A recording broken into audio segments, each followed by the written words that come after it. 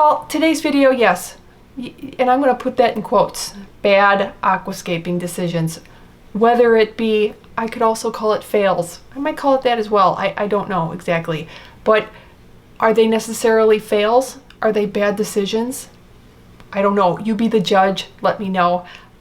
Some of these I chose to do what I did, and just throwing caution to the wind and saying, yes, that may cause me some problems in the future. I'll fix it later, or I just wanted a certain scape.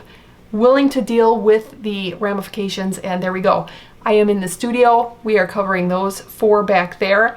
Those are our little models. And if you like this video, stay tuned because there'll be kind of a part 2, but I'm not going to tell you what it's about. It's just also based on those 4 studio tanks. So hopefully you enjoy. And again, let me know, what are some of your bad decisions or fails? So the first tanks, number 1 and 2, have the same issue, and that this bad decision is, well, it's a decision that I made. I knew it would cause me issues, and it just causes additional time. I put the hardscaping way too close to the front glass because I wanted those 2 pieces of driftwood, and I wanted the rock up front, and I just knew, yep, that's going to cause me additional problems. Now, if you're using just a regular razor blade, say it's really tough. I don't have one of my handy dandy plastic razor blades here, but I'll show you with a regular one. If I'm just going to do a little touch up here and I want to clean the glass, well, there we go. That's as far as I can reach without getting kind of creative and holding it weird, which could lead to scratching your glass. So I need a tool that I normally don't use, especially with nano tanks. I don't use tools with really long handles because it's generally not needed, except when I do something like this, and then it just causes me a little additional work. Just keep that in mind. If you put something too close to the front glass, you may cause yourself some additional work getting the glass cleaned. Now, bad decision number 2, this has to do with lighting and the plants that you're choosing. This tank has only Anubias, except for one very, very tiny crypt and some the Vallisneria that's kind of running along the back, but very little of it.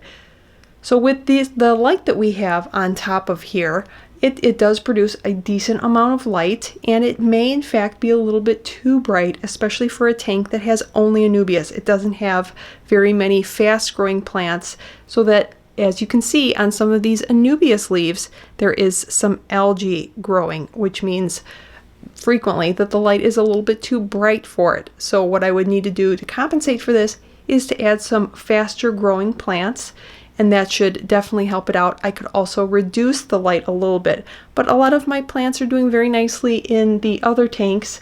I don't want to do anything with the Savasser tank in the other tank or the S. repens. Any of the floating plants, they seem to be providing a lot of nice cover. That's the other thing that I could do. This tank does not have a lot of floating plants. I could add some to reduce some of the light onto these Anubias leaves. As you can see, some of the leaves towards the bottom are doing much better, and that's because the light is a little bit more diffused there, and it's just not getting as bright of a light. As for why there are not a whole lot of floating plants in this tank, I actually have no idea. So for the meantime, I am going to just add some floating plants from one of my other tanks, and that should help in the meantime reduce some of that light. Problem number 3 is wherever you plant something that you expect to grow via runners or grow excessively, like Val does tend to do, make sure that you can get to it. What happened was I would pull up one Vallisneria, and as you do, if you pull one up, it's going to pull all the other ones up, and it wound up pulling up more than I wanted. So just make sure if you're planting something, make sure that you can get to it if you expect it to possibly need pruning, trimming, or just reducing at some point. Tank number 4, and my final bad decision for aquascaping would be, well, if you put something that is going to get taller, just because it's smaller right now, or it's a certain size when you get it, especially if we're talking tissue culture plants, just little baby plants, you put it somewhere because it's really cute and small, always make sure you know what size it's going to get, unless of course you plan on moving it. And this was kind of that case. I only had so many plants to work with for this final tank, and I used some Anubias up front and along the back, but I did have a number of crypts that I placed throughout here, one of which was a very tiny one up front, and I knew at some point it would get much taller.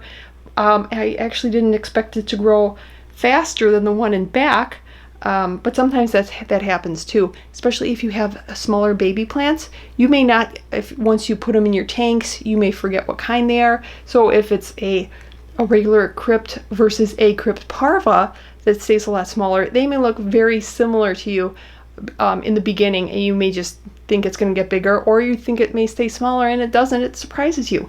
And this one is very happy. It's a beautiful crypt. I love it, but it does definitely change the scape. At some point I will probably be moving it and you know, just kind of shuffling things around. But yeah, if you put a plant in your tank, definitely know what size it will be versus what size it is currently. Again, let me know what are some of your bad decisions that you that are some of your favorites, some of your favorite bad decisions, or what are some fails that you have that you still hold dearly in your heart. Hopefully you enjoyed the video, and I'll see you next time.